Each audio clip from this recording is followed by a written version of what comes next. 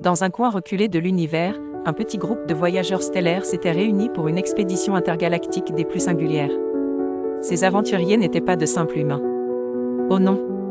Chacun d'eux possédait une personnalité aussi éclatante que les astres eux-mêmes. Il y avait Toto le Téméraire, une plante carnivore interstellaire, qui avait une passion inébranlable pour les photographies de trous noirs.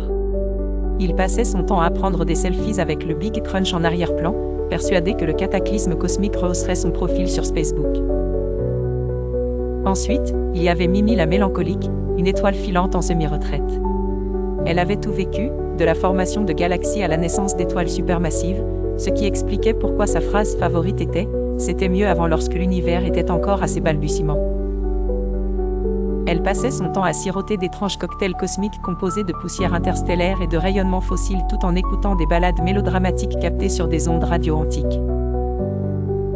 Le troisième membre du groupe était Loulou le ludique, un petit astéroïde doté d'un sens de l'humour gravitationnel. Toujours prêt à créer de nouvelles blagues à partir de comètes en orbite ou à faire des farces planétaires. Loulou avait cette capacité extraordinaire de transformer même les trous noirs en sujet de rigolade. Son rêve ? Démarrer un spectacle comique dans la Voie lactée et devenir la superstar du stand-up cosmique. Ils avaient décidé de se lancer dans ce voyage épique à travers les étoiles pour découvrir les mystères cachés au-delà de l'horizon cosmique. Armés de leur courage, et de quelques appareils technologiques étranges qui tenaient toutes sortes de rôles improbables comme grippins antigravité et radiotélépathiques, ils étaient prêts à défier l'espace et le temps.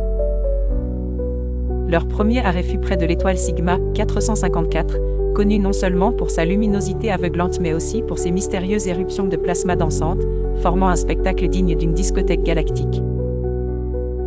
Toto a essayé d'y faire du camping spatio-temporel, affirmant que les éruptions ressembleraient à un feu de camp céleste.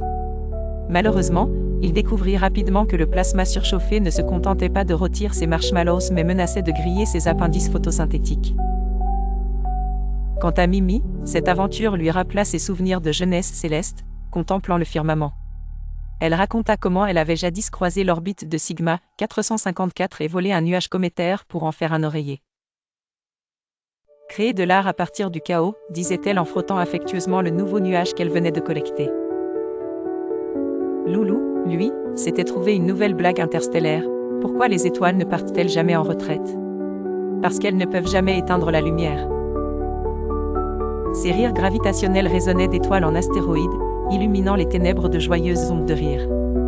Et ainsi va le voyage cosmique de ces trois drôles de compagnons, unis par l'envie de l'exploration et surtout, par un sens de l'humour céleste qui transcende les galaxies. Alors qu'ils continuaient à dériver dans le grand inconnu, ils se réjouissaient des mystères non encore dévoilés de l'univers, tout en laissant une trace durable de clins d'œil stellaires et d'éruptions de rire dans la vaste étoffe de l'espace. Un voyage à travers les étoiles n'avait jamais semblé aussi divertissant.